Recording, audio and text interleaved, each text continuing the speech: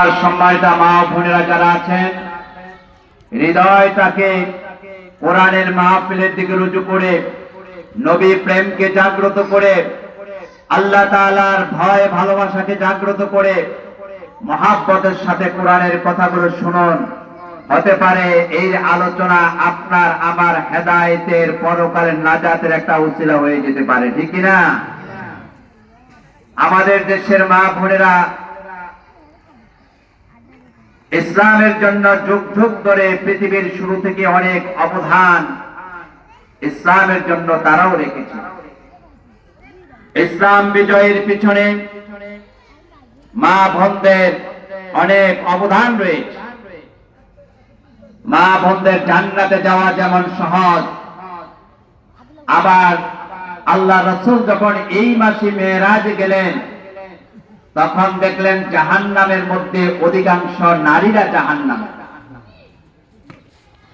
আল্লাহর নবী বিশ্ব নবী জনাবে মুহাম্মদ রাসূলুল্লাহ সাল্লাল্লাহু আলাইহি সাল্লাম জিবরাইলকে বললেন, ইয়া কি জিবরাইল, লিমা আকসারুন নিসাউ ফি আহলিন নার, কেন অধিকাংশ মহিলারা জাহান্নামের মধ্যে, কারণটা কি?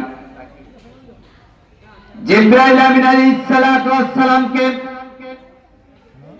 আল্লাহর জিবরাইল আমিন আলাইহিস সালাতু ওয়াস সালাম আল্লাহর নবীকে বললেন, কয়েকটি কারণে মহিলারা বেশি বেশি জাহান্নামে যাবে।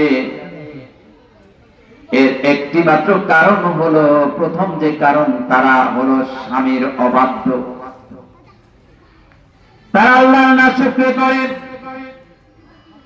তারা বেশি বেশি করে আযাব গজব লানত এগুলো তারা স্মরণ করে মানুষদেরকে দিয়ে থাকে। তারা বেপরদায় চলে,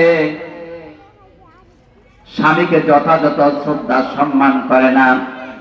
এই কারণে অধিকাংশ মহিলারা জাহান্নামী হয়ে যাবে। বলেন নাউযুবিল্লাহ। তারা দেখবেন এই কাজগুলো বেশি করে।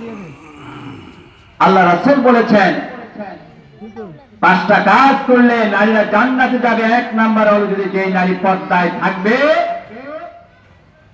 ওই নারী, পর্দা হলো নারীর সম্মান আর ইজ্জতের ভূষণ। যেই নারী পর্দায় থাকবে, আল্লাহ তাআলা ওই নারীকে জান্নাত দিয়ে সম্মানিত করবেন। বলেন সুবহানাল্লাহ। 14 জন ছাড়া বাকি কাউকে দেখানো দেওয়া যাবে না।